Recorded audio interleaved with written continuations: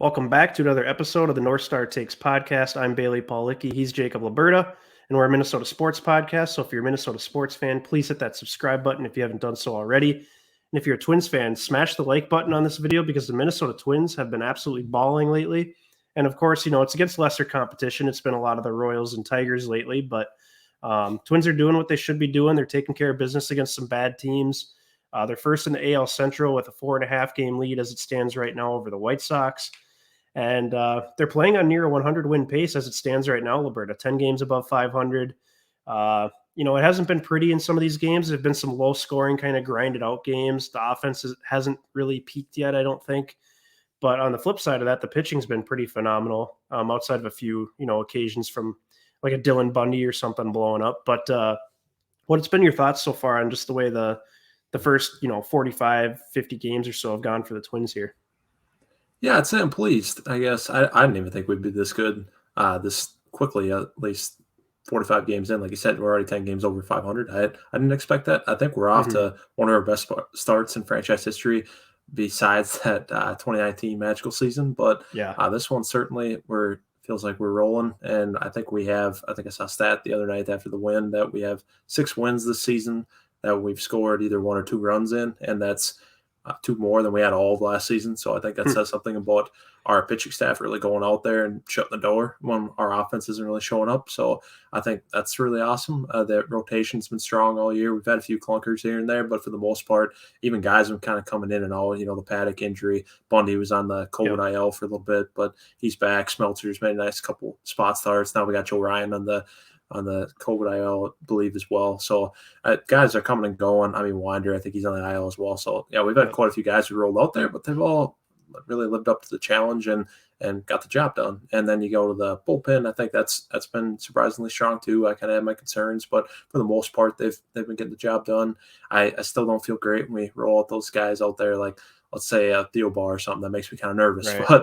But then we got to counter that, there's Joe Smith. I mean, Joe Smith, it kind of flew under the radar as far as free agency signings go. But right now, this far into the season, I think he has the 3rd best win probability added among all relievers in the league. And that's incredible. I mean, it was just the other day he gave up his first earned run of the season. So this guy's made, I think, nearly 15 appearances, somewhere around there, I think. Yeah. I can't remember exactly what the number is off the top of my head, but yeah, he's been solid. So like the rotation's getting it done. The bats could use a little bit more work. I feel like it's still too streaky. It comes in spurts. I know Buxton's definitely been slumping hard on the longest 0-for streak right now of his career. So I don't foresee that as a big problem going forward, though. I think he'll snap out of it, just kind of one of those hitter slumps. But otherwise, yeah, I feel overall pretty great about this team right now.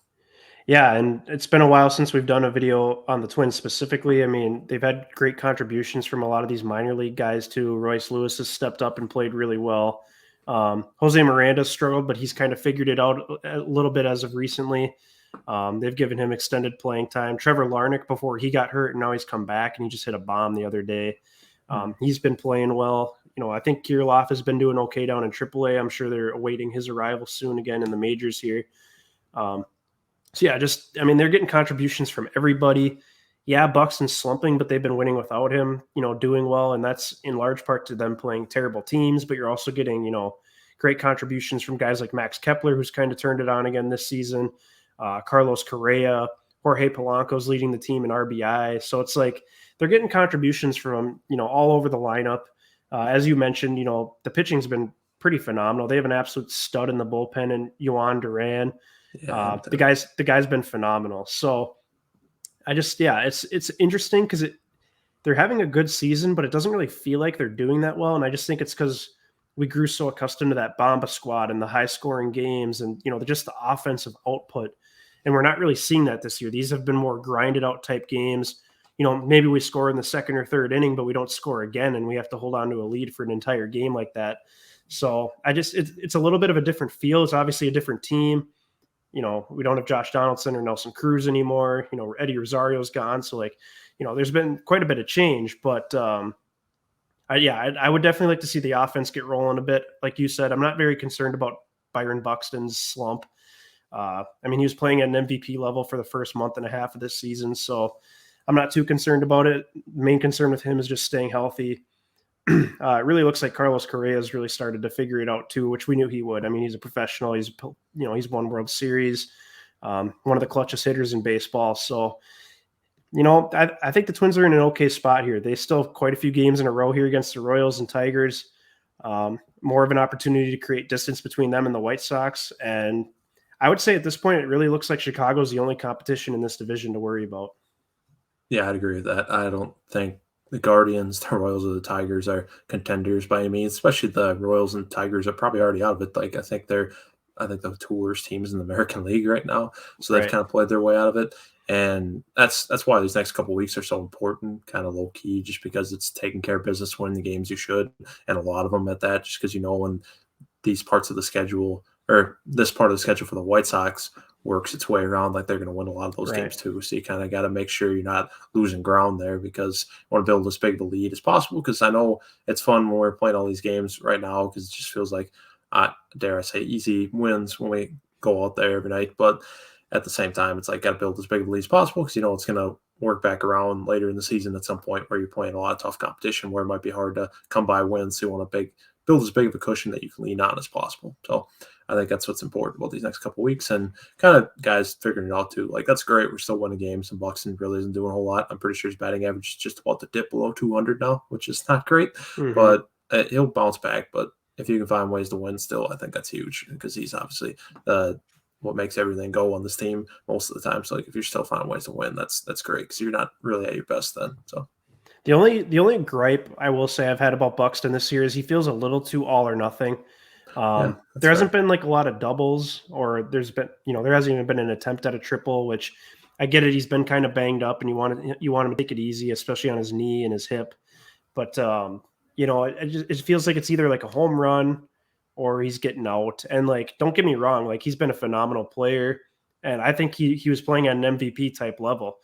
But you know, the batting average down around 200. I think he's got 11 home runs and like 21 or 22 RBIs. So like the RBI isn't very high. Granted, he's hitting leadoff, but I would like to see him driving more runs. And I think part of that is just being a little bit more of a clutch hitter with guys on base, maybe looking to drive the ball to opposite field, get a single, bring a guy in from second, something along those lines. But it's just nitpicking at this point because he's had a pretty good start to the season other than these last handful of games. Um, Yeah, for sure, absolutely. yeah, quick. And I guess kind of Yeah, building off that, I would say I oh yeah, think about it. Oh shoot, I think we're losing Paley here.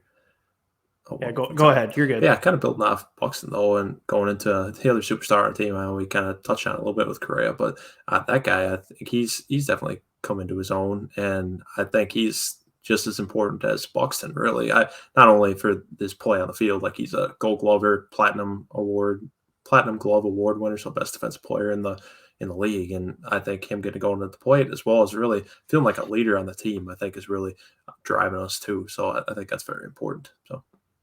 Am I back now? Are we good? Yeah, you're back. Okay. Yeah, we're good. I was just Uh, building into along with Buxton with Correa and his importance to this team and winning okay. and stuff.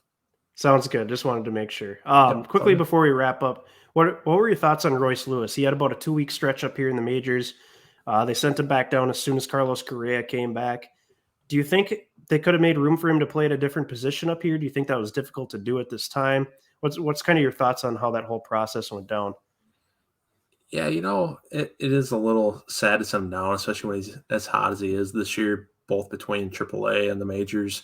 I mean, he kind of showed you everything you'd hope for between nice glove at short there. Obviously not on a Correa level, but that's like best in the league kind of level. Yeah. But still pretty solid. And then he also showed some speed, also hit for power, had that nice grand slam. So it's like this guy can do it all, and you want to see more of him, and we will. But it was kind of a difficult time to find a spot for him, because at the same time with a young player, I can kind of get the thought process where you want to settle him into one position rather than playing him all over the field where you can't really get comfortable. So in that regard, I get it, because it's like we're not going to play Correa somewhere else. So it'd be Lewis, and playing him all over the diamond, that might mess with his psyche a little bit. So I Right. get kind of slow cooking it for now, but eventually he'll be on this team every day, and there will be no questions about it. So yeah, I'm very encouraged what we've seen so far.